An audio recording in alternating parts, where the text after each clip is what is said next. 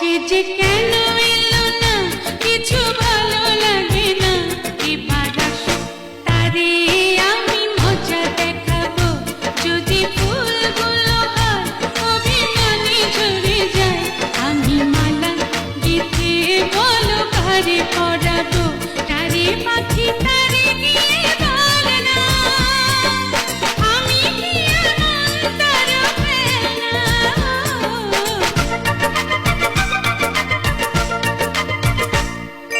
যারে পাখি তারে